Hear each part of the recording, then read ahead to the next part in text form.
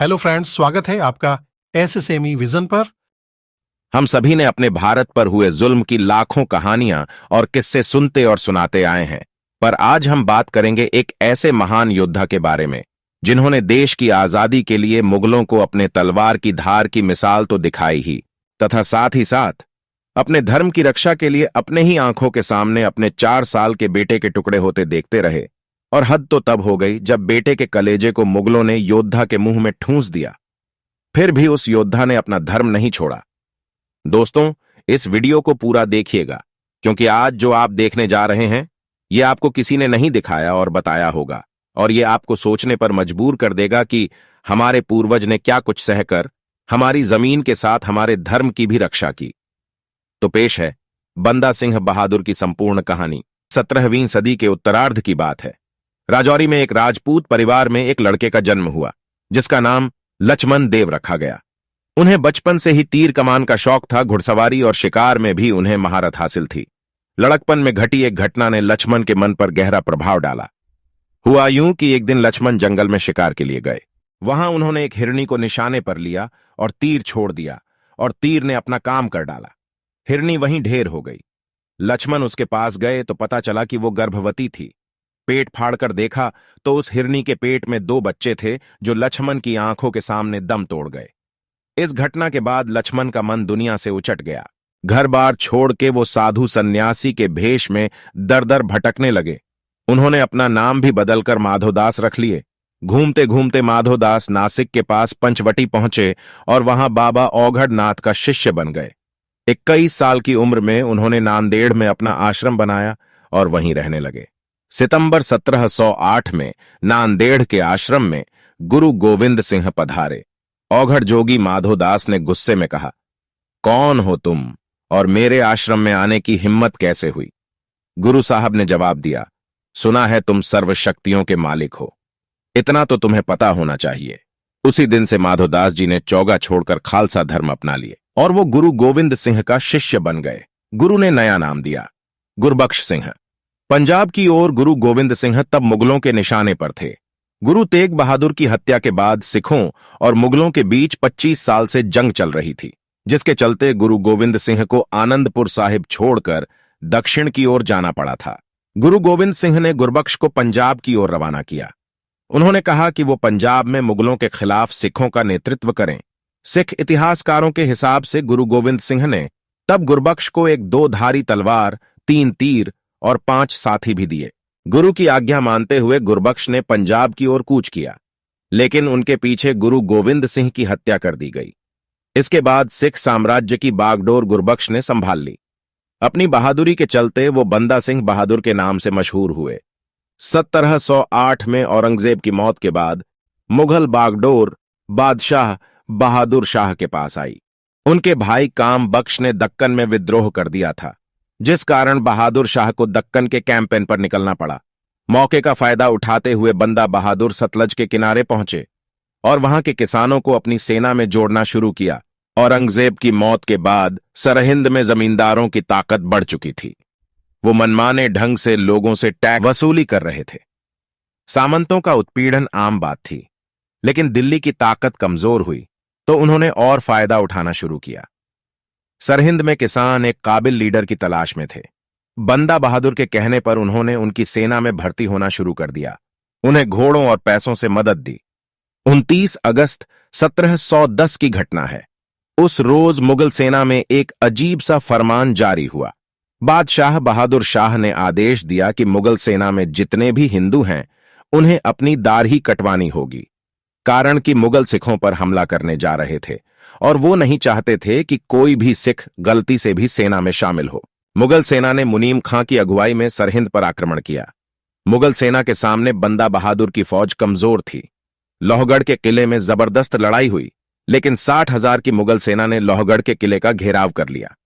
तब गुलाब सिंह ने बंदा की जगह ले ली और बंदा भेष बदलकर किले से निकल गए। उन्होंने चंबा के जंगलों का रुख किया।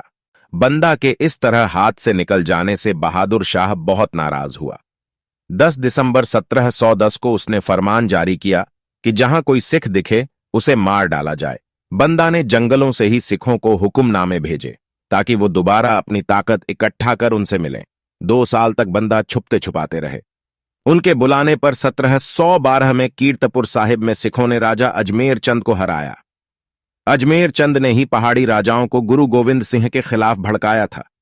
1712 में बहादुर शाह की भी मौत हो गई, जिसके बाद उसके बेटों में सत्ता को लेकर ठन गई। मुगलों में पड़ी फूट का फायदा उठाते हुए बंदा बहादुर ने लोहगढ़ पर दोबारा कब्जा किया। बहादुर शाह की मौत के बाद मुगलों की कमान फर्रुखसियर ने अपने हाथ में ले ली थी। उसने सबसे पहले समद खां को लाहौर का गवर्नर और उसके बेटे जकरिया खां को जम्मू का फौजदार नियुक्त किया। फिर इन दोनों को बंदा बहादुर के खिलाफ अभियान शुरू करने को कहा।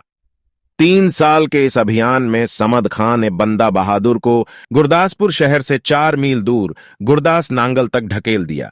वहां किले की सुरक्षा में बंदा और उनके साथी किसी तरह बचे रहे। समद खां ने यूजुअल टैक्टिक्स का सहारा लेते हुए गुरदास नांगल किले के सारे रास्ते बंद कर दिए। न खाना अंदर जा सकता था, न पानी।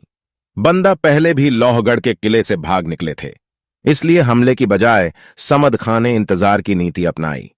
बिना खाना पानी के 8 महीने खाने के लाले पड़े तो बंदा और उनके साथी घास पत्तियों पर गुजारा करते रहे। उससे भी काम ना बना तो घोड़ों और गधों का मांस खाना पड़ा।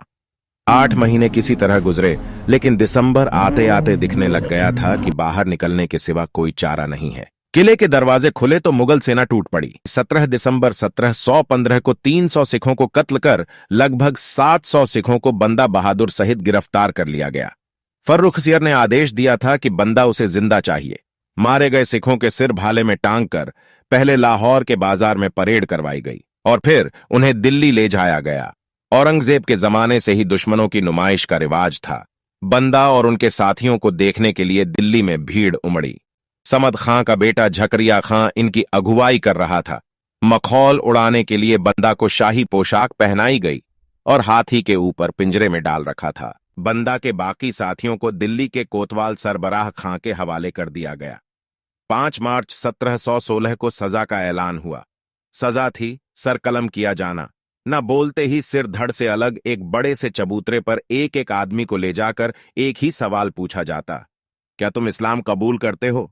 हर सिर नामे हिलता गया और धड़ से अलग होता गया। उनके बाकी साथियों को बिना जीन ऊंट पर बिठा रखा था। इनके आगे सिखों के सिर भूसे से भरकर नेजों और बांसों पर टंगे हुए थे।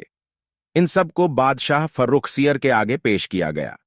फर्रुखसियर ने बंदा और उनके 23 साथियों को मीर आतिश इब्राहिम ओ दीन खां के हाथों सौंप दिया और मीर आतिश ने उन्हें त्रिपोलिया जेल में कैद कर दिया। अंत में 9 जून 1716 को बंदा बहादुर की भी मौत का हुक्म जारी कर दिया गया। सजा से पहले एक आखिरी उपाय किया गया।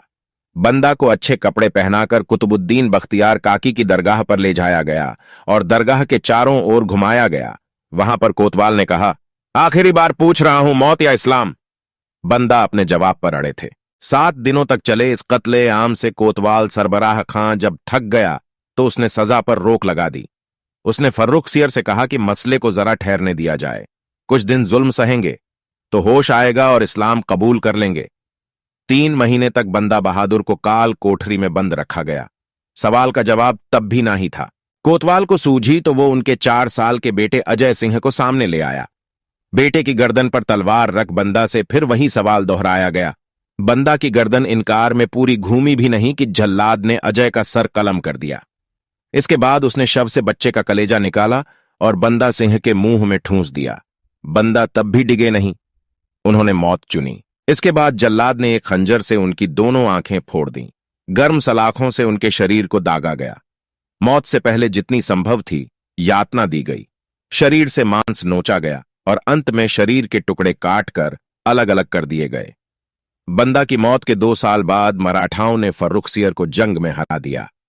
मुगल साम्राज्य इसके बाद जहां ढलता चला गया, वहीं महाराजा रणजीत सिंह ने काबुल, श्रीनगर और लाहौर पर कब्जा कर उत्तर में एक विशाल सिख साम्राज्य बनाया। दोस्तों, आपको ये वीडियो कैसा लगा ये हमें कमेंट बॉक्स में बताएं और ये वीडियो उन लोगों को जरूर भेजें जो अपने धर्म को कमजोर समझकर दूसरे धर्म पर अपने कुछ फायदे के लिए चले जाते हैं। कलेजा निकाल ले। और जो भी यहाँ पे इस धर्म के लिए हमारे पूर्वजों ने क्या कुछ सहा है। तुम काफिरों को मारने से हमें जन्नत नसीब होती है। किसी को मार के जो जन्नत नसीब हो थूकती हूँ ऐसे जन्नत में। सनातन धर्म हिंदू धर्म का ही वैकल्पिक नाम है, जिसका उपयोग संस्कृत और अन्य भारतीय भाषाओं में भी किया जाता है। वैदिक काल में भारतीय उपमहाद्वीप के धर्म के लिए सनातन धर्म नाम मिलता है।